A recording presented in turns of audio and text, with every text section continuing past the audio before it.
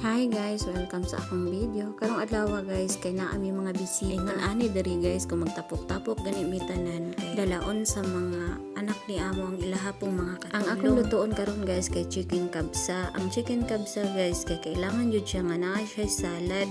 So naghimo na ko daan og salad guys. So gitak-ang na nato ang chicken kabsa guys. Ang atong chicken kabsa naa natay video ani tanang-tanawan lang sa akong mga video. Daghang kaayong salamat. Ang manok guys giluto nato na siya og 45 minutes pagkahuman ato na siyang kuwaon ug ibalhin nato sa ato ang oven. Babaw sa manok guys, gibutangan nato na siya sauce. Kana bitong sabaw sa manok, gibutangan lang siya og coloring ug kanang mga lamas bitaw diri sa arang. Unya ibutang na nato ni siya sa oven guys para mo mahimo bitaw siyang sinugba. Lami jud ni siya guys. Pagkahuman ana guys, maghimo ta og pang topping. Mo ni siya ibutang nato sa atong kanon, ibabaw sa kanon guys.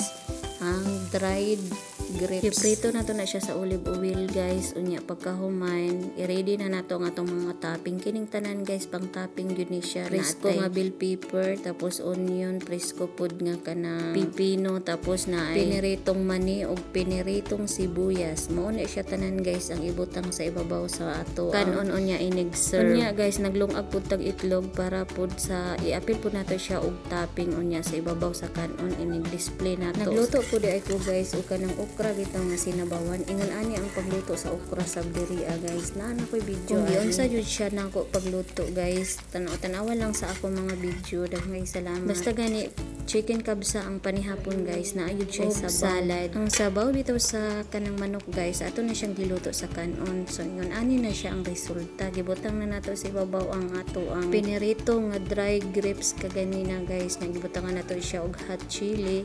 Pagkahuman gibutangan po nato siya og food coloring. Ready na niya nga ato ang pagkaon guys. Maghulat na lang mi kung kanos ang mag-serve. Samtang gapaabot mi guys kung kanos ang mga among amo diri sad sa kusina nag chismis pod mi sa amo ang kapwa OFW pod.